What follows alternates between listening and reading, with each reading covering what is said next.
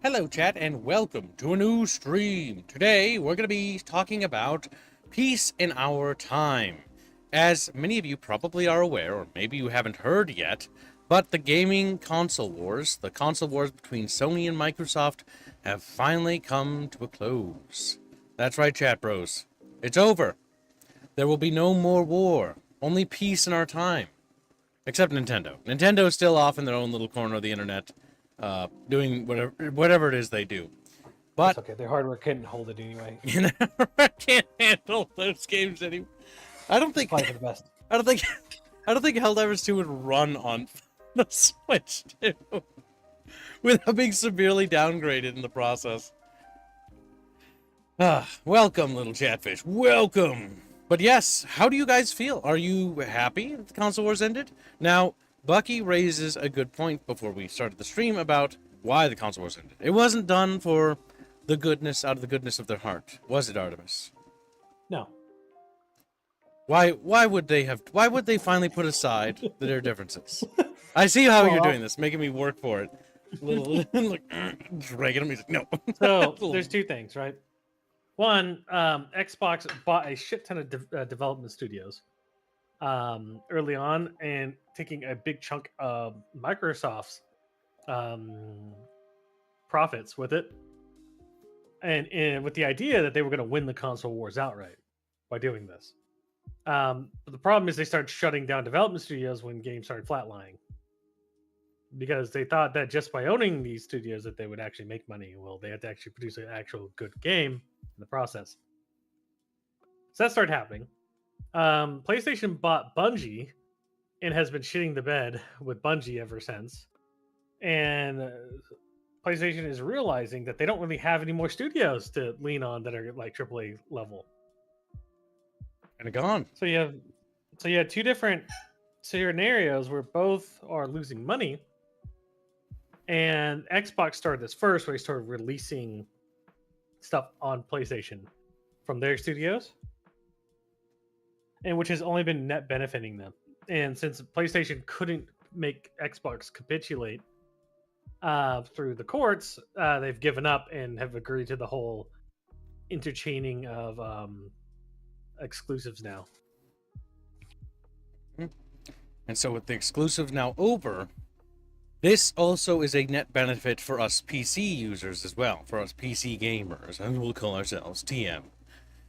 The big thing here is that with that taken care of, there's really now no reason to exclude the PC market anymore either, because they want to expand their market pool as much as possible. I mean, the big problem is that a lot of these exclusives will release on one of these modern consoles, and they don't do very well, because they have a limited amount of like actual pool of people they can pull upon. Now they're going to be focusing more on gaming publishing.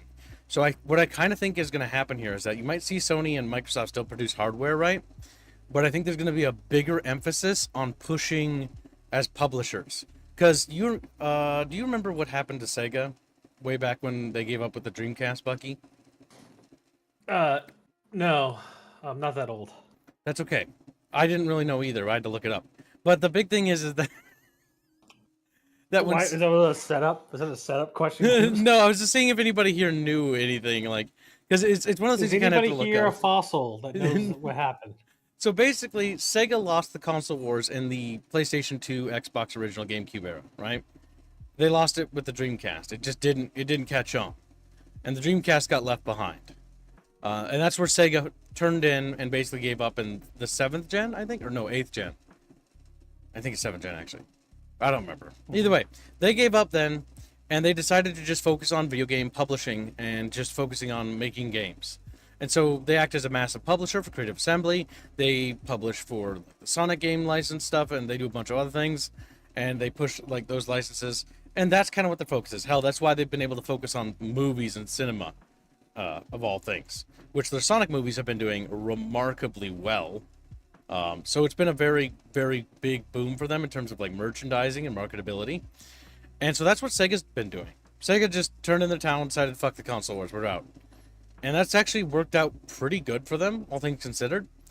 And I think a lot of these, like with Sony and Microsoft, with them sort of turning in the towel on the hardware not being as the biggest focus anymore, I'm sure they're still going to push hardware, but now there's going to be a bigger focus on software, and now the games themselves.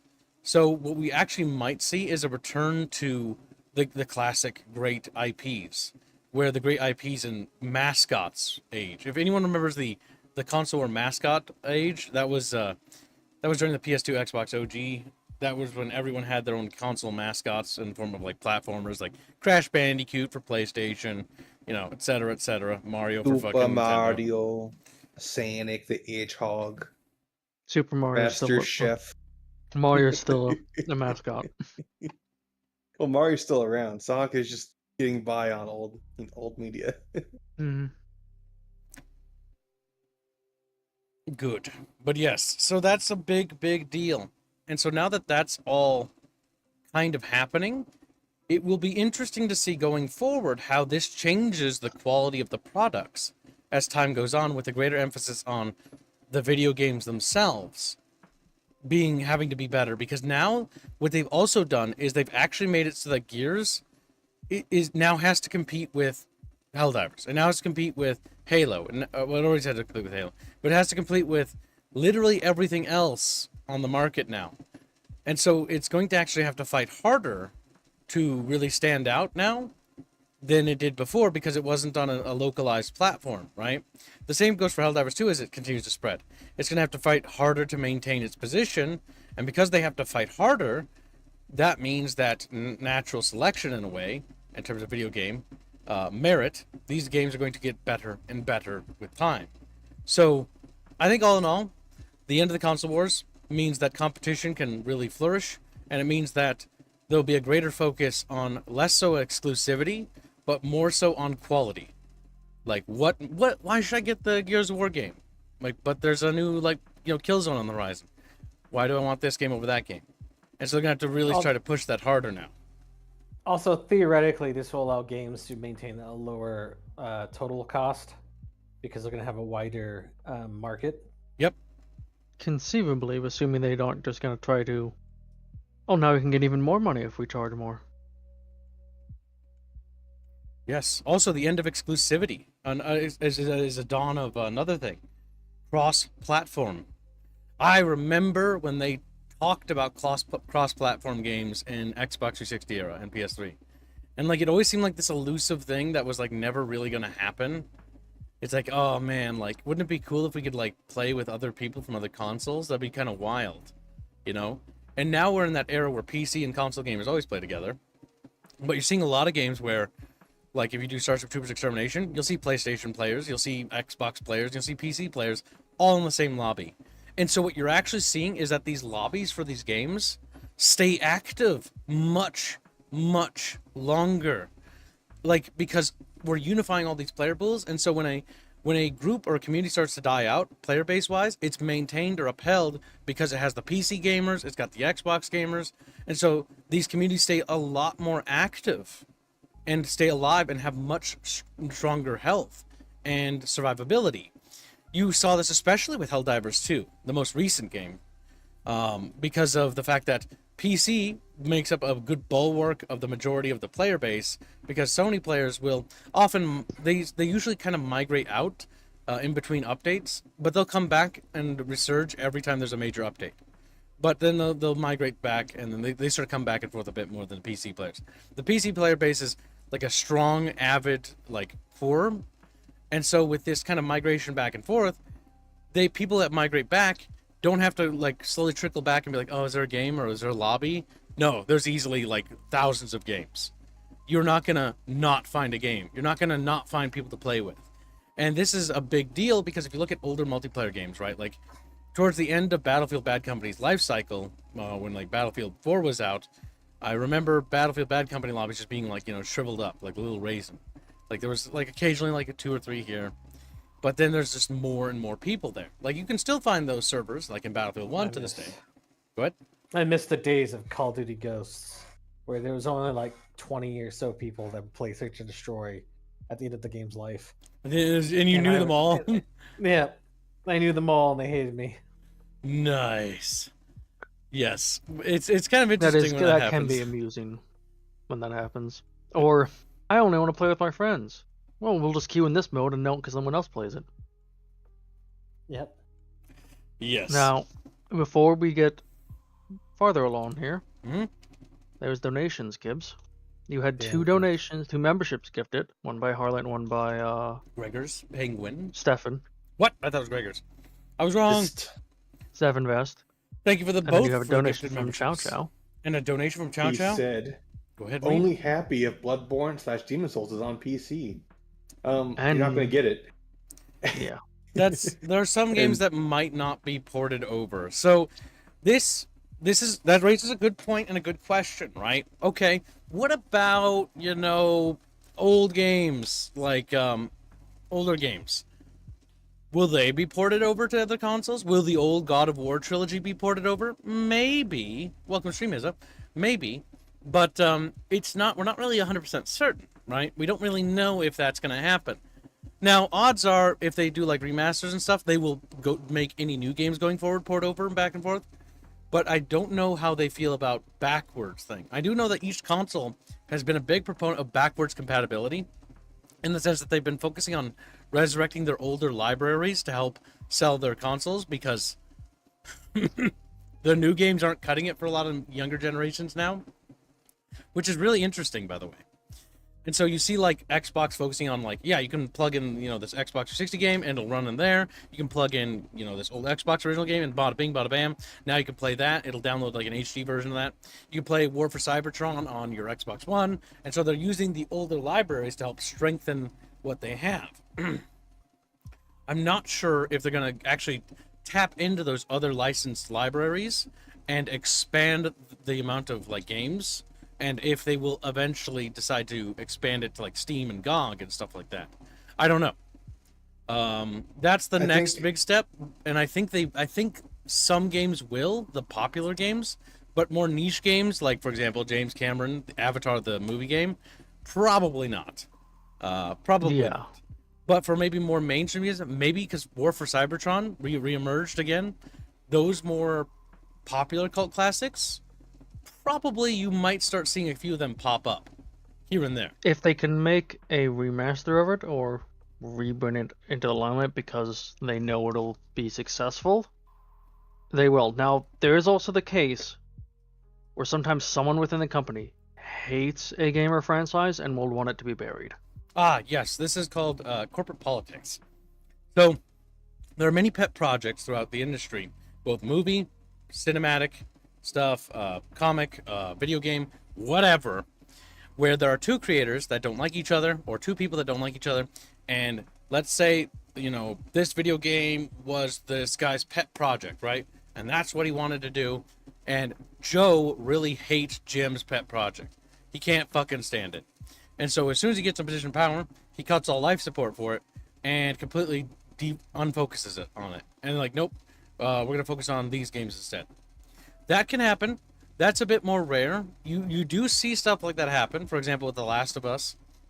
The Last of Us is an example of hijacking, where somebody who really hates the original writer and despises them with such vitriol and hatred that they actively go out of the way to, like, destroy everything, regardless of the financial damage it does to the overall IP, because for them it's not about the making a good product. They become petulant children with toys. It's about sending a message. Yes. Yeah. Now you also have a Streamlab. What? Chatfish donating money? What are you, racist? Yeah, that's right, chat. If you want to become a racist today, you can donate money. Emperor Scantrum has donated $100. Those were going to go to getting Vulpus on Silksong and 2 more Pocketfish for the Stardew Valley. However, he also wanted to put it in the drunk, so you're going to have he to chose to change removing those to the- sour instead. Now he chose to change drunk to sour. Oh, okay, never mind. But So- yes, there is the drunk fund, chat, to fund a drunk stream. It expires in approximately 7 days, I believe. End of the month. Yes. And are we going to have a Silksong fund starting up from that? No. Because Albine's doing that for free. Bino Oh. offered to do a free thumbnail Freebino. because he wants us to play it because he's a big fan. However, 2 quick things, chat, for Silksong and Stardew. Silksong You have until the end of the 26th to get on, and Stardew the end of the 25th.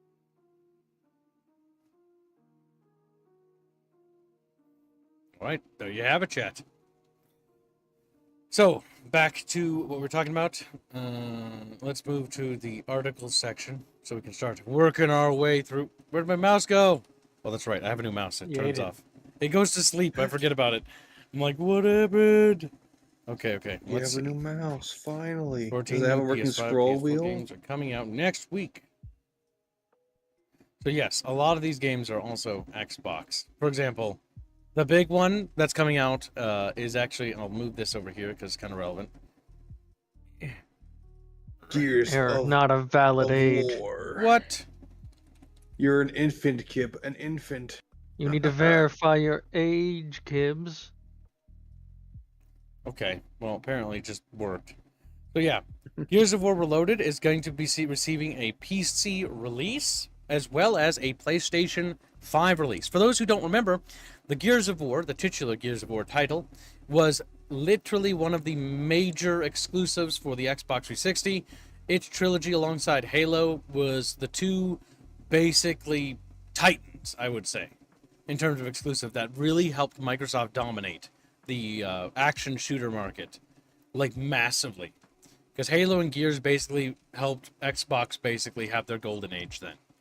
And so this is Gears of War Reloaded. Gears of War Reloaded is the first Gears of War game in the trilogy, the original trilogy. It is not the second or the third, but it is important to note that Gears of War Reloaded is the PC version of the original game. Now, why does that matter? For those who are unaware, the Xbox 360 original Gears of War game had to have a chapter cut.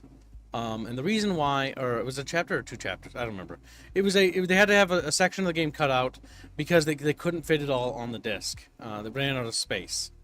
And so, if I remember right. And so the PC version has this extra level where you fight a Brumac, which is like a boss, and like a power station. It's actually a really fun level, and it's kind of a shame that it got cut from the original version for the 360 release. But on the plus side, this version will have it in its game. Also, any of the map packs or DLC at the time is all bundled up together in this, and it's got a great multiplayer, fun, insane, intense action for multiplayer. It's quite unique as far as like third-person PvP goes. I'm terrible at this game in PvP, but like it was really fun. It shows. Anyone who was good with the Nasher was basically you had Kib's dead to rights. That's why I use the long Nasher shot. and wall bouncing. Wall bouncing fucks. Long shot was mine, and I would use that just to snipe people. Well, the original Gears had the wonderful big brain play of if you had an active round for the long shot, you could just one shot down people no matter where you hit them. Yep. Now, I'm not sure what kind of changes they're going to make to that, but for those who are who have played it on the Xbox 360 and are wondering should I try this, it's been uplifted. Now, it is running in the newer Unreal Engine, and we don't like the new Unreal Engine here. However, if there's any game that's going to be well made inside the Unreal Engine that is basically built for it, Gears of War was literally built for Unreal. So it's probably going to actually not have the same ugliness that most Unreal games have that aren't really designed for Unreal. And so that's one thing to look forward to here. And it should probably feel pretty good. They've kept a lot of the atmosphere pretty close. Like this is the prison. It looks pretty accurate. There's the train sequence. Looks very, very good there. I'm still a little sad Krill were never in the other games.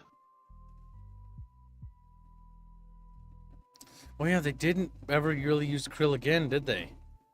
Yeah. Wait, is the Gears of War 1 the one where you have that truck section where you have to refuel the truck and then drive it? Yes. think Now the that's- truck I love sections that. were not good. What? I like that. The, I thought it was the cool. lighting. It was. No, the It cool reminded me thing of with the Krill Riddick. is. Well, yeah, that's literally what it was. But the cool thing with the Krill was it gave the universe like this is not Earth, like very much so that feel of nights are really fucking dangerous. Yeah, this planet's a hellhole. It's got razor ice rain. I don't know if that's in the first game or second Razor game. Harrow, it's in the second. Yeah, that's the second one. This planet is literally a hell world. Like it is not a good place. Now the krill only came when the locust showed up, mind you, but That's true. They came from the caves, the underground caverns. There are things of fear in the dark. It's true. But yeah, the Gears of War franchise is great. What this is also symbolizes, by the way, is that we don't have Gears of War 2 or 3 on the PC, nor do we have Gears Judgment. We only have the modern Gears games, which are Yes. meh. the big hope with Reloaded here is if this does well, Gears 2. they'll be incentivized to win either what has been known as the Phoenix Collection, Yes. which isn't actually out, but it's been heavily hinted over and over again over the years. It's one of those rumors that circulates at nauseum. For those who aren't aware what the Phoenix Collection is, it's basically the idea of merging Gears 1, 2, 3, and Judgment and their respective expansions and DLC into a singular package, which would create a incredibly long experience, mind you, because I don't remember, does Gears of War 1 have the ROM campaign, or was that the second game? I think it was the second game. The ROM ROM campaign campaign? was a DLC, I'm pretty sure. Yes. That's either for 2 or 3, wasn't it? Yeah, I think it's Pretty two. sure it was for 3. 2 has that other story arc where you can go down the separate path and be sneaky, where Dom and Phoenix like sneak into Yeah, they go into the fortress. Yeah. Because they I need to let- replay 2 with you guys because you guys went ahead and played it without me. Missed all the fucking Easter eggs. God damn, we gotta I just remember one specific Easter egg of Marcus screaming, "Who wants toast?" That's the one where you punch the fucking dial thing, but there's a better one at the very beginning. And of the toast game. pops out. It's okay. The next time we play Gears, it'll be Bucky and me, and so now we'll know that we'll find all the secrets. There'll be no bubbles to fuck us over. Somebody who doesn't care just wants Bubbles to in sprint the through game. background. No, Bubbles. He cares. He just wants to He spite you. He just I know. wants. Yeah, I enjoyed that's in what he 3. Bubbles is, I'm gonna play on easy. So he could just like curve through everything. What Yeah. a real piece of, what a real shitter. What a real fucker. That's right, you could play on separate difficulties. Yep. Yep, it was funny. But Because you were yeah. playing on the hardest. Oh, you were playing on the hardest you could choose at that time. Yeah, it was not easy. It was hell. As was I. And it wasn't that bad. But yeah, it's only $40, which honestly, for as far as remakes go, that's actually a pretty reasonable price. And that's again, $20 should be a remake, but with as long as it has everything in it. yep, all the DLC is in this, so it's all included. Any of the map packs. I don't remember if they did map packs. I'm pretty sure they did. I think they might have done a couple with This isn't the map pack page. This is the remake of, well, the remaster basically, bringing it to PC, and I'm pretty sure this is anyone who owns the original remaster on Xbox is just getting upgraded. Yep. They usually do the right thing with these things. So yeah, I think this is fucking awesome. And oh my god, the fact that we had the MCC collection on PC, we've had it for years now. It's kind of easy to forget, but the Master Chief collection for the Halo thing, like, is a bit amazing. And so, if they could do this for Gears and then add like workshop functionality and modability and custom maps and stuff, it would be another explosive like thing that will sell forever. Again, trickling sales. Yeah, it being on PC, we will just see mods sometime down the road, unless they are actively trying to take them down. Yes, it's also when it comes to modability, it's whether or not the game is like super hard coded against it and like locking of files and stuff like that. Some developers do this because they don't want certain things to be tampered with and stuff like that. But you see like certain old games like Medieval 2 where there's nothing restricted, everything's in a text file. That's why that game is so incredibly moddable, due to the fact that everything's super accessible. That's also the idea of open source projects, where they take the source code, or if the developers make them open source, because they did that with Halo, by the way. That's why the Halo modding scene is explosive. When you do that, it basically means people can tamper with the DNA of the game. Like, how does physics work? How does weapons work? How do, projectiles work and how they simulated? When you allow them to freely be able to basically play God with that code, they can literally make brand new games with it. And so that's what the benefit of is when they do the open source stuff. That's why I do think that they should do a Phoenix Collection. That's why I do think they should do mod support, because that basically breathes new life into a game. It's like now you can play through the entire campaign, and Marcus Phoenix looks like a, fucking Big Titty Clown GF for some reason.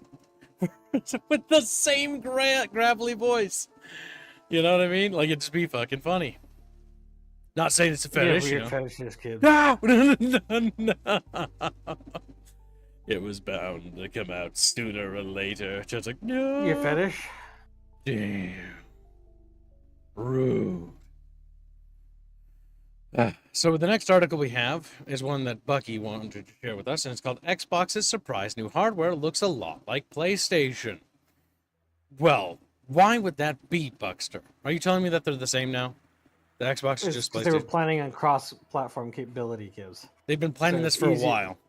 It was only a matter of time, so they started to sync up their supply lines a little more, and that way, whenever they make a game for PlayStation and Xbox, the expected performance would be roughly the same. Yep, because that way, if you're not familiar with like old game ports, for example, I'll use one example. The movie licensed games for like Lord of the Rings would perform differently on Xbox versus PlayStation 2 versus GameCube. When they sync up their hardware and systems, what that's going to allow them to do is that the performance from console to console will be relatively equalized, and meaning that they will be of relatively similar quality. That way, there's not a big disparity between the two. You saw that a lot throughout the console wars, that some games were better optimized for certain consoles, some games looked better on other consoles than others, because when they had to port them over, they had to basically rebuild that code, but using the specialized systems of the other console. And some stuff can be broken when that happens. Yeah, that's pretty much it. Basically, all the links I have are just showing all the reasons why Yep, it they've crosses been doing over. this. Yeah, Because we got why, another why one. the stuff is inevitable. Some of the different console versions were crazy. Like they would be entirely different games, basically. Yeah, Like actually, wasn't the Harry Potter games that way? Yeah, They oh, went, the like, Harry the Potter original games? ones? So, yeah, the movie license game, one of the greatest examples, the Harry Potter movie license video games. The first Harry Potter movie license game has, I believe, 6 or 7 different studios that made 6 or 7 different games. They all received the same general instructions from the directors about how to proceed, but they had to work with what they were. One was for Game Boy, one was for Game Boy Color, one was for Game Boy Advanced, one was for PlayStation 1, one was for PlayStation 2, one was for PC, and stuff like that, because that was in the weird like crossover from that generation, and so you had like several titles for 2 of them. Like I believe 2 of the games have like 6 versions, which means 6 different studios underneath EA's umbrella produced 6 different games. And so 12 games by the second game, and then because one of the consoles stopped receiving support, which was PlayStation 1 and like the Game Boy, the regular Game Boys, it was just Game Boy Advance at that point. Then that was the third Harry Potter game, I believe, and it was down to 5 different studios with 5 different games. Which is fucking nuts, by the way. That trend didn't finally die off until late 7th gen, because you'd get things like, Lord of the Rings Conquest for PC, Xbox, but then it would get like its mobile version for fucking phones, and then it would get like a DS version for DS or PSP. And it was like fucking weird. So the Wii versions, by the way, would always be different as well, because that system was like technologically super inferior in a lot of ways, but also pretty advanced. It was weird. Like the whole thing, that whole era is just strange, with ports being so different. You even had games that were produced like the Indiana Jones game where the main game died in development, and so but all the console port or the handheld ports survived development, and so the handheld devs finished their project, but were fucked over because the main team didn't finish their product. And so what you had is them release their game that was supposed to plug into another game, but it didn't exist. And so they're just sitting there like, well, this is awkward. Oh my god. It's weird. Haven't bought any new consoles since the PS2 except for a Switch. Don't have many games for a console though. Switch is, only thing is like its portability. It's a mobile console. The best-selling take it on a PS2 road game so trip. far is an Xbox port, Forza Horizon. Yeah, that's right. That was an Xbox exclusive, wasn't it? yeah, that's why I also put it in there. It's another reason why PlayStation was desperate for the cross compatibility at this point. They have no games. There's a running meme. They have a handful of games that are like somewhat passable, but that's about it. And I mean somewhat passable. Like the best game they've had in recent years, Sony, is Helldivers 2. For the life of me, chat, I can't think of any PlayStation game or Sony game I want to stream. Besides that. Hey Kibbs, they remastered Last of Us Part 1 again. Want to play What that? about No. Horizon Zero Dawn, They, kid? they no, remastered Part 2 as well, even though it's not been that very long. I don't want to play that. I don't want to play that. I want to play Resistance. I want to play Killzone. Infamous is really good. Well, those didn't do very well last time, so no. Damn. I'm not even gonna try. Not even going to fucking try. I think the 60 version of the PlayStation games were a bit limited. Yes, because of restrictions. There's massive feats of engineering, which are always interesting to discuss, like the Resident Evil 2 port for N64. But that's not for the stream. That is just interesting bits of video game engineering. So yeah, the console wars are over. This is a net positive, I think, for the entire industry. And I think it's a net positive not only for gamers, but also for the publishers and for the developers. I think everybody will walk away happier from this, actually. This is a good change. That old bygone era relic is gone. Now, the console wars aren't fully over, mind you. Nintendo is still sitting in their little fucking hyper-isolationist corner, being dumb with all their IPs and sitting there by themselves. Only time will tell if they will eventually relinquish those titles to other platforms like PC and stuff like that. I think in time, Nintendo will eventually come around, but I don't think that's going to be in this generation still. I think Nintendo's it'll be... very hard-headed. Yes. But generally, I think the mindset will as new blood comes in, if I had to guess. Because a lot of the old blood still in power in Nintendo, and once that is power structures changed, I expect to see Nintendo go through a renaissance period. Or collapse, one of the two. No, I'm kidding. More likely to the renaissance. That's usually what happens. I think Nintendo's a bit too big to collapse in Japan. No, I it still is. will never forgive Nintendo for DCMing the Pokemon Uranium. Pokemon Uranium. It was a ROM hack that was Massive released, fan project.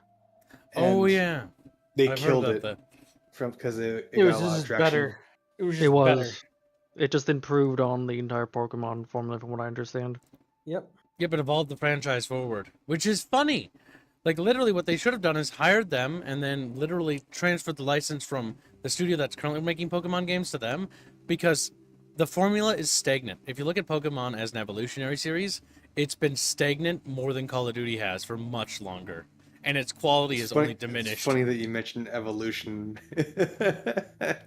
Well, yeah, I mean, The think one about thing they it. haven't been doing. It's decades, right? Like, for example, the Pikmin games on Nintendo have evolved. Like, Pikmin 4 was... I don't know about you, chat. There were certain issues with it, yeah. But Pikmin 4 was amazing.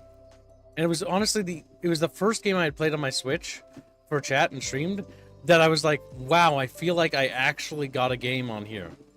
I was That was actually worth I was really streaming. tempted to grab it because I loved Pikmin and it's like that. It looked really Just good. buy a used Switch. There you go. And then get the Pikmin collection, because you can get them The all. problem is I have a Switch, I just don't ever use it. Yeah, same. Mine's over on the other desk, covered in dust. Yeah, it's just how it be sometimes, little chapros. But yes, besides all this excellent news, I'm sorry and regret to inform you that I have more good news for you. Like, no! He can't keep getting away with this chat. Oh my god, I Is literally... he errors because he enters the wrong date? He's too young to look at To these get this games, account Cheffish. banned. Let me He's a in! fetus. Let me You're not A in! date. It won't let me in. It's not letting me in. So yes, the new Like how it Metal works, Gear man. game comes out next week as well. Next week is a busy week, by the way. There's a lot of new games dropping. I didn't. I'm loyal to the end, to my purpose. This game is going to be so goofy. Snake, I know how you're feeling. Already It's hard won. for me to believe, too, that a legendary hero like the boss would go over to the Russians. She'd double-cross us like this. We will use the legacy to heal that rift and make the world whole again. To do this, we need strength. An unstoppable trump card with enough power to bring order to the world. Do you love her? No, nothing like that. Do you hate her? For 10 years, we lived and died together. You couldn't possibly understand. And you think you can kill her? Commander. Hey, don't you go getting any funny ideas. We can't leave yet. I've still got one last job to do. She's at the lake. She's waiting for you there. We were together for 10 years, and now you tell me she's my enemy. What about you, Jack? What's it going to be? Loyalty to your country or loyalty to me? Your country or your old mentor? The mission or your beliefs? Your duty to your unit or your personal feelings? You don't know the truth yet. But sooner or later you'll have to choose.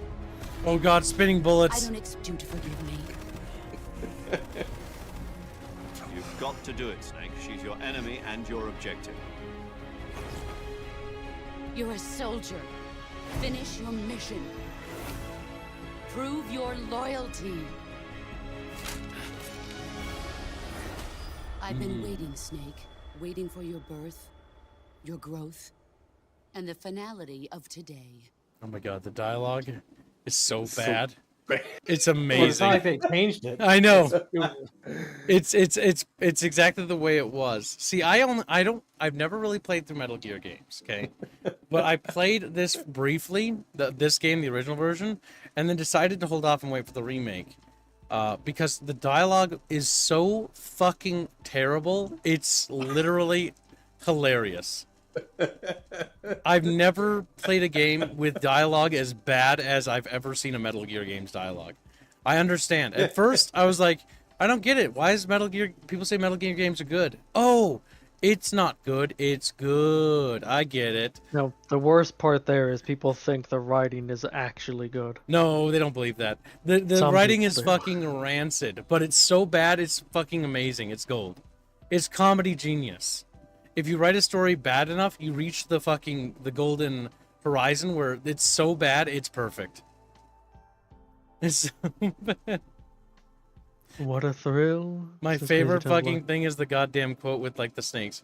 It's like, yes, they call me Snake Eater. It's not like I'd eat snakes at a restaurant or anything. It's like, oh my god, what? Like I would, but it's like, I mean, what if I my had first- to survive? But, like, It's it's my preference. I don't prefer to eat snakes. It's like, what the fuck? What the... What's wrong? That's a perfectly reasonable statement to make. It is like he's, But he's during a briefing, he's just going on about it for no fucking I think he doesn't like his nickname. reason. He's trying to come to terms with the Yeah. fact that they named him that. Boss. What do you call him now? Big Boss. Jesus Christ. Raiden, grab my hog. Grab my hug. Jesus Christ. I think I need you to see the scenes of Raiden getting fucking crotch grabbed. What the fuck? Why? Squilly, your Because it happens Yeah. twice. his for no poorly veiled fetishes are coming out on stream again. We've got Yeah, something that else we got to go through, chat bros. So more news. Valheim is making progress. In the Black Forest of Tired of cutting cheese? Get the sword.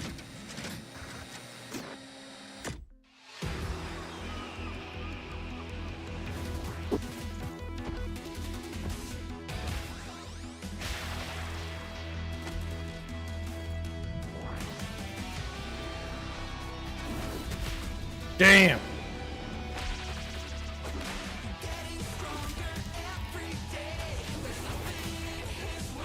They had a song made for this. Oh my god. It's a montage. Of course they do.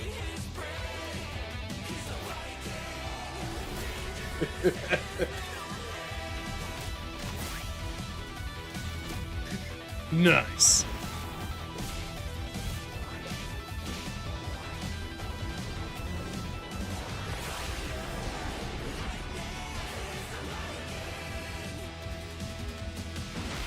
Alright, that looks pretty neat.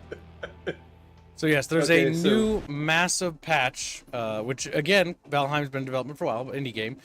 by the studio that's kind of like, it was a passion project of theirs, and it blew up, and they didn't really know what to do. Like, they panicked when it exploded. But they kind of have started figuring out what to do with the game. It's taken them a while, but they've done it. And there's some pictures that we're going to go through. Now, go ahead, Squealy.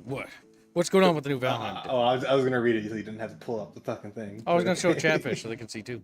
Okay, so they're adding adrenaline. And adrenaline is essentially a buff system that they apply to a new equipable item called trinkets that's supposed to make combat a little less basic.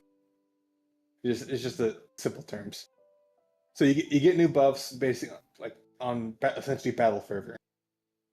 They're adding the bear, as you saw earlier. The bear is supposed to show up specifically in the Black Forest. There's an undead variant that's only supposed to show up in the plains. Weirdly enough, they're allied. I'm not sure why, but they are. There's currently no recipes related to their meat, but you can cook them for easy food. They're adding a bunch of wooden weapons, which are entirely designed around training, which is what they had in the trailer. They also added the I think it's called it was a buddy something. What did they call the wooden guy? A training dummy. No, he got a goofy fucking name. He's just a training dummy. It's a training dummy, but the training dummy itself can kill you, which I found funny. But that thing's designed to help you train weapon skills, along with the bullseye. As well as, if you look at the very bottom part, they're getting a Unity engine upgrade, so they're actually deciding to actually improve upon the base of the actual game's code. So less laggy if you flatten the ground too much. Yes. That's the intention. So they're starting to optimize the game. Now, I want to bear in mind that some people might be like, oh my god, Kip, like, should have done that ages ago. Bear in mind, this is a small indie team that was making a little fucking, like, game project that they didn't realize was going to blow up. Because I remember, not only when this game released did they have a bug thing or, like, a suggestion feature, they removed that tool because their email system broke. For that. And, like, some other things broke. And so basically the developers realized that, oh my god, we don't know what to do. Like, they basically went from being like a little small indie team to millionaires overnight. Basically, it was a little Minecraft or Terraria incident. And that's what Valheim is. It's the most recent event of that. I mean, I guess if you want to go more recent than that, Funcom's Dune Awakening is the latest Valheim, if you get its level of success. Latest Minecraft. Dune Awakening did explode, yes. Make the comparison yes. to that. Like, for example, Dune Awakening is getting a massive expansion that they've been busting their ass on to put it out faster, because Dune Awakening is literally on the same levels of success right now. So these games, when they blow up, they're huge. These Minecraft survival crafty games, when they're good, specifically, I've done underscore because there's a lot of shovelware in everywhere else. Yeah, there is. But yeah, so it's really good to them to see that they're making progress and that it seems like they're taking the game in a good direction overall. Like, all in all, the game is marching forward. They know what they're doing. They have a vision now, because before it seemed like they kind of were like scared about, like, oh my god, second guessing themselves. But it seems like they've gotten over that phase, that indecision point, and they've been putting out consistently big updates each time, and it looks like it's marching towards completion. Good to see. So yeah, it's worth covering because Valheim is one of those games that's worth playing with friends and is a great communal game to play with your buddies. Now there's another game we have here that is a bit of an interesting development that was originally supposed to be an expansion, but has become its own game, and this is something that Chuba wanted to show us. Yep. Now the last Dying Light game was kind of a mixed bag of cookies, wasn't it? So, we'll go over that after the this. He's experimenting on humans like they're lab rats. That's creepy. God only knows what the Baron's planning to do with those monsters.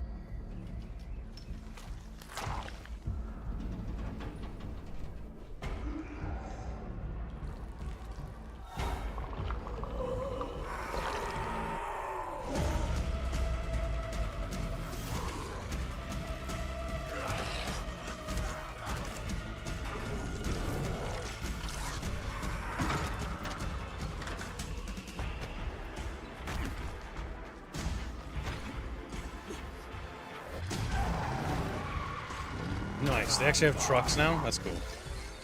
Oh yeah, they have vehicles in the first game. On the expansion. Yes. There's a buggy.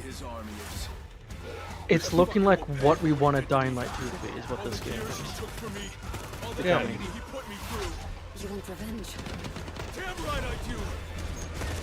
And you're Kyle again, which is just fantastic. Yeah, I'm back to being Everyone myself. loves- Kyle Crane. Kyle Crane is A meme. doofus. He's an idiot. He's a- and he's wonderful. He's a great character. Kyle Crane is a bit of a He has retard. no personality. He has no will of his own. He just does what people tell him. He's just a moron. He's got brown hair, just like me. But Like so me. it's looking like a complete return to form. Now, Dying Light 2 basically released, and it was not well received. It's a new character. No one really liked the new character. The story was mid. The developers decided to do a bit of a political statement, a little with, oh, we aren't going to have guns now. They switched away from going physics-based for everything to animation-based, so nothing had weight behind it. It was really bad. And it was a shit show. I didn't buy it. And then they've been updating it. They added in guns. They completely reworked the entire system to be physics-based, which is a free update. Now you can actually switch between the two, apparently. I think they realized that removing guns from a zombie game was a little silly. But so like they've completely redone it. And personally, I want to go back and actually play through Dying Light 2 again, just to look at all the changes. Just to see it, because like it looks like it's much better. And the Beast was originally going to be just a DLC of like, oh, here's what happened to Kyle Crane after. But they decided needed to events. actually give him his own game, Yes. which honestly and now is they're good, in my opinion. building up it more and more, because it was originally just going to be like a DLC in the engine. Now it's like, okay, now they are completely making a game. It is effectively Dying Light 3. Yes. So that's cool. We get to play as Kyle Crane again, the absolute mongoloid. The best character, the best zombie apocalypse character. Oh, Bucky, have you ever played this game? No. Okay. The writing for Dying Light. This October, we're It's making goofy. Bucky join us, and he's gonna play this. It's actually really good. The first Dying Light's actually really good. It's one of those games where it has problems of quests. Have you or just heard? fetch quests? That's true, but you've heard of Dead Island, right, Bucky? Yes. We played It's Dead Island. Walking. The way this game is Dying Light is basically what Dead Island wanted to be, because it's made by basically like the same visionaries. I would more compare it to Dark Messiah of Might and Magic. Yeah, Yes, it is. And yes, that's a very high it's- praise, by the way. It's Dead Island, but Dark Messiah, Just remove and with a lot generic more kicks parkour. just remove generic kicks with drop kicks. Yes. And you got Kyle Crane who I drop think kicks people. I think and this just game is up your alley. kicks zombie heads off. You can make disgusting builds with this game, which is 100% Bucky designed. So yes, we're gonna make Bucky play this with us. Wait, is the new one gonna be just single player or multiplayer? Thank God! It's co-op. Okay, I was worried they just do like single player only. It is $60 and it is following the $70 trend, unfortunately. But Please don't tell me that's early access bullshit. the $70 for the DLC aspect. That's gay. I don't like like how the DLC game that became its own game. Is Every getting one of the DLC. Dying Lights, their DLCs are like effectively cosmetic packs with one or two having like, here's a little side mission. They do like sometimes they do like an expansion that adds a new zone with quests and stuff. The expansion is actually like a full-on expansion with its own like campaign, but otherwise, almost all the DLC is like, here's a couple weapon skins and here's a couple like unique weapons. The Dead Island series is ass, to be honest. Well, yes, it is ass. Where weapons were broken too fast and nearly no ranged weapons. Yes, Dying Light fixes that where it has a plethora of ranged weapon options, a plethora of melee weapon options, different kinds of builds you can make with your character, and weapon builds. And you can modify your weapons, make them super fucking nasty powerful. It's basically what Dead Island wanted to be, and it's actually got good gameplay to boot. It's got fun enemies, like the human enemies are fun to fight, which is weird because normally they're bad. Human enemies are fun, zombies are really fun to fight. Night times were fun in this game because night times were like you had to be like careful and like hiding versus during the day you could be more aggressive. It was a really fun cooperative game. And we are going to force Bucky to play this. Actually, no, we don't need And to the force best him. He's part, going at to least learn with this. Dying Light 1, Dying Light 2 had a lot of more cringe writing. But Dying Light 1, and what looks to be the case will be for the Beast, Which is The fun. writing, it takes itself completely seriously, but it's in that character where it's kind of campy and silly at the same time. Yes, Dying Light is your titular, like, its story is fun. It takes itself as seriously as it can. It's not the most competently written zombie game of all time, no. But No. it's fucking funny in all the right ways. And it has some amusing characters. It does. The caricatures, the main bad guy in the fucking goddamn this screams. His entire thing is, I'm just evil. And he's fucking rage monkey. But yes. The hell trailer is this that it's playing now? It's just some sort of comedic thing. I mean, we can humor it, I guess. They put effort into it. Hey there, folks! Bover the Beaver's the name. Looking for your next great adventure? Had enough of the city's craziness, huh? Well, Bover says Castor Woods is the place for you. Get ready for the vacation of a lifetime. First, the views. Oh boy, do we have views. The region is stunning, diverse, and vast. And beyond the trails, folks, every corner here has a story to tell. Wait, is it set in That's Europe for now? sure. That looks like a German cast. I know what you're thinking. You're thinking first game was set another there. vacation spot? What's the first game was set deal, in Bover? Well, Turkey, wasn't let it? me tell you, Castor Woods Somewhere. has a certain charm. Our weather's got character, but rain or shine, the views are just incredible. Big vistas, tiny details, you'll love it all. We offer a chance to reconnect with pristine nature or diverse local wildlife. And in our charming town, everyone knows everyone. There's so much to discover. Hidden paths, local food, and the quiet whispers of the forest. As for the accommodation, stay in one of our charming historic cabins. Perfect for couples, families, and lone wanderers. You'll feel right at home. But the best part of Castor Woods? The people! Friendly faces, warm welcomes. Here, you're not just a visitor, you're part of the family. So, what are you waiting for? Your dream vacation is just a click away. Visit Castor Woods today. Brochure lies. You were watching Castor Woods Public Access Television. It's close. It's one of Bucky's cousins. Now, I know originally was saying, I'm gonna just make a guess that it's the same kind of thing. Still, effectively, Kyle Crane is a volatile. Like, he was infected. Yep, he survived at the end of the so first he's got, game. like, some abilities because of it. And at night, you fully transform, or you can, at least sometimes. Actually, you're saying he's a were zombie?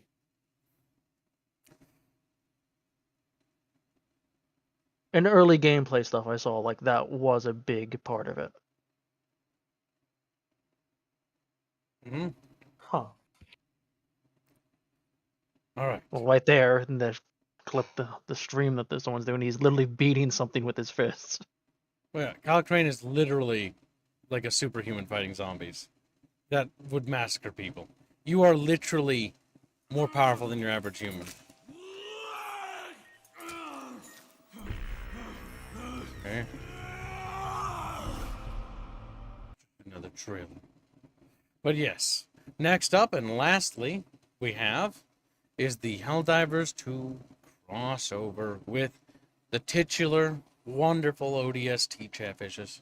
Okay, that's right, It's gonna be Chatfishes. awesome, but I have to go to work. Goodbye, Have a Chumba. good one. It drops the same day as Gears of War Reloaded. So, we're probably gonna stream the Helldivers 2 ODST crossover, probably. Maybe. It really depends on Bucky's schedule, honestly, more than anything else. Bucky. Yes, my schedule. Are you available Wednesday? Or are you available? No. You're available the day before Wednesday, aren't you? I can schedule Sunday off. Son of a bitch. You son of a bitch, I'm gonna tickle you. It's Wednesday, Mike.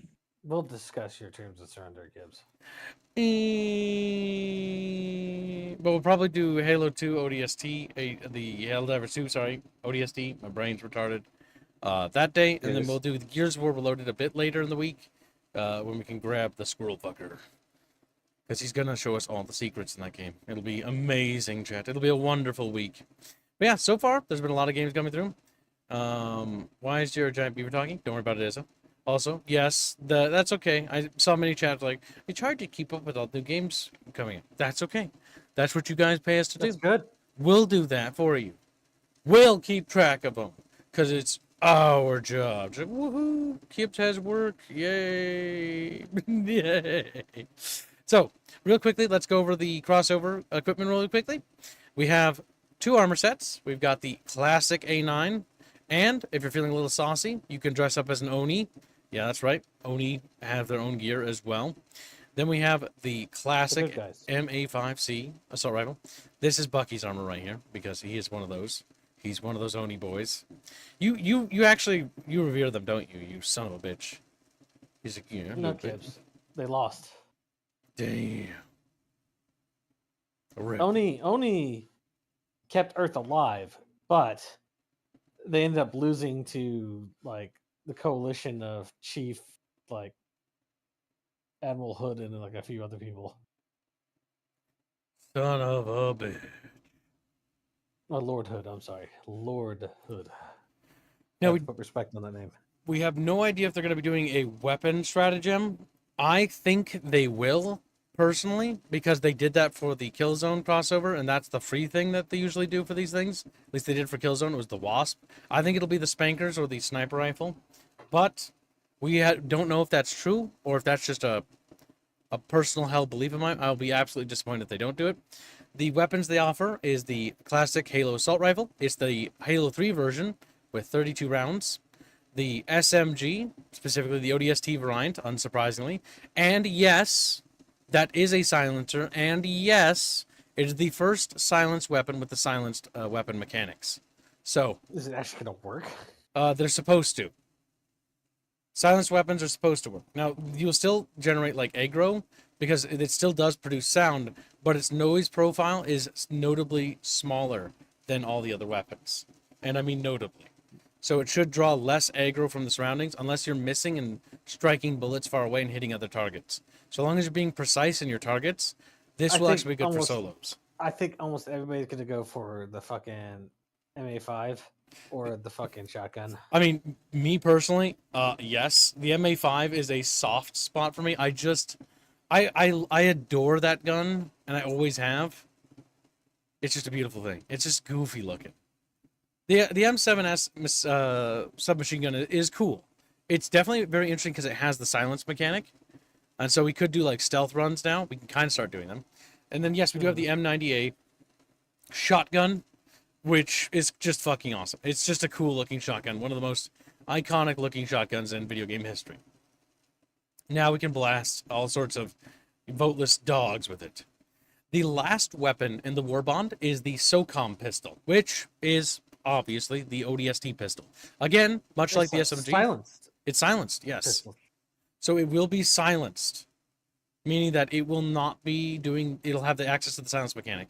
These are the first 2 weapons in the game that have silenced as a mechanic to them.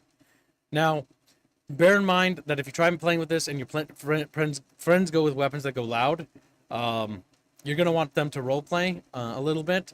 Otherwise, you're going to run into the issue of, my silence guys don't feel silenced. Well, yes. Shoot them in the back of the head, chat. The guy that's blasting away with the heavy machine gun is, yes, drawing aggro because his sound generation is louder than you. Everything around you. The Warbond also offers some classic mean green, as it's called, which is just the literal color palette for the Warthog and the Pelican. Sadly, no vehicle skins, as in like the vehicles themselves don't change visually. I think that's a bit of a missed opportunity, but I'm not too surprised there because mechanically the FRV would have to change because the Warthog literally can only carry 3 people. The Pelican could literally just be a drop-in, Gibbs. The Pelican, though, they could change that. That would be, in my opinion, really fucking cool if they did stuff like that, like different variants. And this is something that I know they've talked about on the horizon, maybe exploring, but they're not going to worry about it right now. The armor passive is called Feet First, which basically means you just always land on your feet when you ragdoll, which is kind of interesting. I think that's Is what that that what means. they say? Let's read Hopefully it is. Because if I'd rather if you always land on the feet, also removes fall damage. Oh no, here That's it what I is. would want. Feet First passive. You generate less noise when moving. It doesn't say Immune to about- leg injuries. Immune to leg injuries, which is very good. Means you'll be able to run away. That means you Range can jump and off of finding large points. building kills. Oh, your aura when you run across the map and discover points of interest is increased by 30%. That will be a good booster to take when looking for samples and looking for points of interest. That's actually going to help with that. That'll actually pair nicely with the teleporter backpack for super credit grinding. That's actually a good perk. That'll be very handy. Both armor sets carry those passives. The other things that it includes is obviously 2 little banners. One is ODST themed, one is Oni themed, and 2 capes, also ODST Hell Jumper themed, and Oni, which is basically Office of Naval Intelligence for the UNSC. And then it also carries with it a glorious new little tag you can put on your little count, which is the Hell Jumper symbol. Yep. A really cool crossover. Bear in mind that the success of these crossovers will determine how many more of these crossovers they do. The Helldivers devs, Arrowhead, explicitly talked about that when they do one of these crossovers, it won't be the only time they do it. They will do crossovers with IPs again. They mentioned interest in doing another Killzone crossover in the future, and they also mentioned that if there were other games that people really liked, like maybe if the Halo ODST crossover did well, they will do another Halo crossover. So we might get like Marine skins next time, or we might get like other weapons, like maybe the Magnum pistol or things like that. So the sky's really the limit based on how well these do. But I do think that the ODST choice is ironic and well chosen because it's, well, I mean, if you don't know this, a little bit of development history, Helldivers 1 was directly inspired by Halo 3 ODST. Developers played the game and really enjoyed it, and there are several references in Helldivers to ODST. And so it's kind of funny that the whole thing's come full circle, and they're now actually getting to do an actual crossover with their original source inspiration. How the tables have turned. And that was a generation ago. Wild. So yeah, that's really good news there. Helldivers 2, also, last bit of news there. This is all in tandem with the earlier topic where we talked about the console wars ending. This basically spearheaded the death of the console wars. Helldivers 2 is the title that basically was the game that pretty much pushed the final nail in the coffin for the console wars between Sony and Microsoft. So that's actually really awesome. And yes, Helldivers 2 on the 26th, which is in 2 days' time, will be launching on the Xbox 360. So you are my brain, not the 360. It will not. I lied to you. That'd be very weird if they got it to work on there. It will be launching on the newer Xbox platforms. Xbox One, Series something, and the regular Xbox One, I believe. And so, yes, Xbox players will be joining, and if you wanted to play with your Xbox friends and they couldn't play with you, now they will. And as another PSA, the country bans that Sony had implemented because of their Sony PSN network thing were also lifted. Helldivers 2 literally brought about an end to the console wars. Kind of crazy times. I still can't quite believe that it's over. But yeah, so looking forward to that. It's going to be a ton of excitement there. The 360 is still in use. I mean, I still use mine, but I don't think it's still in use. We will be playing the Avatar movie game, I believe, next week, if we have time. And we will be playing as the RDA, killing and genociding aliens there. So that's a bit of good news. What? We will be playing the RDA. There's no question about that. Because, oh my god. I guess it could let them Dona War, but like, do you really want to fight as the Na'vi? Do you really want to like they got cool aliens, I guess. The alien monsters. They're blue. They've done absolutely nothing wrong to us, but they're blue. They won't let us have the unobtainium. The unobtainium. Oh my god, that's actually canon. Don't remind me. What's canon? Unobtainium. Unobtainium. Yeah. What about?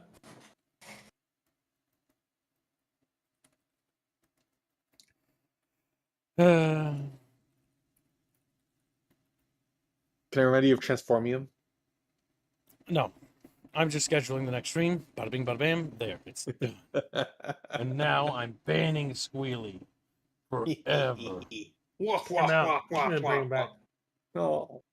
But yeah, that's pretty much all the gaming news for this week. There is one more bit of news I will talk about. Age of Mythology and Age of Empires is coming to PlayStation. So that's interesting. I have a hard time believing console RTSs are doing actually well, but apparently, yes, they are. But it's specifically because, well, it's like we talked about last stream. It has everything to do with the fact that when you design an RTS for PC first and then port it over, go figure, the game is going to be fun, and so everyone's going to like it anyways, even if the controls are a bit cumbersome. And lastly, the last bit of news I almost forgot to mention, because Chatfish really liked this, is the Heavenly... Is it Heavenly? Yeah, Heavenly. Heavenly Spear is coming soon. It did get announced. So it is a new Age of Mythology expansion, which is basically adding the Japanese mythology to Age of Mythology. So that's cool. And it's going to have its own campaign, and it's going to be probably just as fun as the Chinese one was. I can't believe the Chinese one was actually fun, because the previous game, it was fucking ass. So yeah. Yep. RTSs are looking like they're back, by the way. Kind of we're just eating good this year. Looks like gaming is going good. We're in kind of a bit of a golden age, so enjoy it while it lasts, chat bros. Looks like it's going to be a strong series of releases all the way up to Christmas. So get excited, chat bros. Chat's like, I refuse to be excited. Can you believe it, chat? You have hope now? What are you going to do? You're going to cry? They might.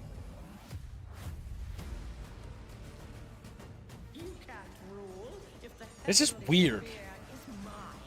What? That, like, games are all good now.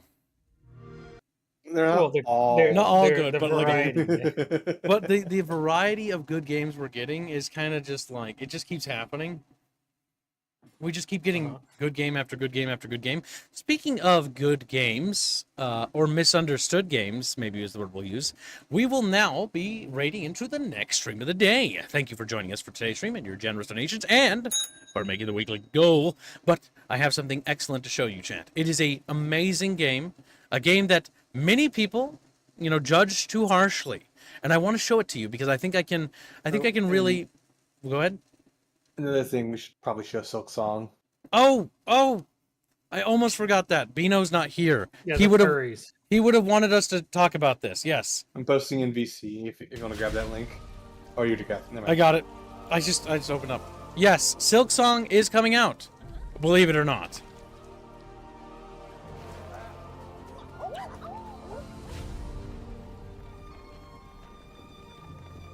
This game has absolutely one of the most beautiful OSTs I think I've listened to in a long time. It's really good.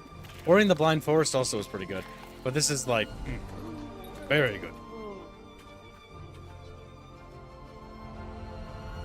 Yes, it's a Metroidvania, in case people were curious. But most people should know that by now.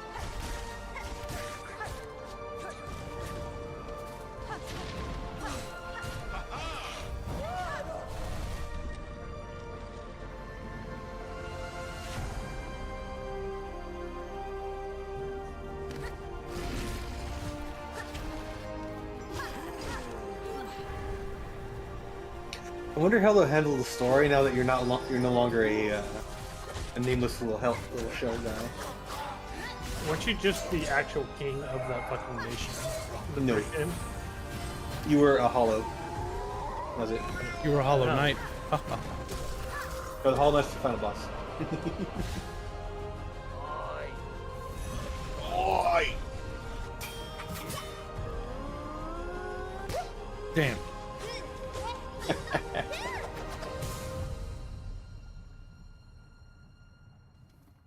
Yeah, crazy year, actually. Silk Song is actually coming out. Silk Gone is no longer September 4th. What's the engine? I have no idea. Maybe Unity. They might have their own custom built one. Well, they wanted to leave Unity. That's why Silksong got pushed back so much. Oh, they did what we did too. Wise decision, actually. No, they're still on Unity. Less wise, but I mean, Team Cherry has the budget and the finances to fight Unity if they try anything again. By the way, just because if you're curious, because we brought it up all of a sudden, yes, a while back, Unity did try to threaten developers and basically say that anytime your game is downloaded, we want to charge you for that money, and we also want to charge you for every pirated copy that's downloaded. Legally speaking, they cannot do that. I'm not a lawyer, but I've heard many lawyers say that, and so I definitely believe that. And also, that's just retarded. And yes, Unity tried to do that, and that's why a lot of studios left Unity. And then the CEO of Unity stepped away, and he stepped down. Well, yeah, he migrated to something else. I'm pretty sure. Yes. They always do, those little leeches. But yeah, so Unity is...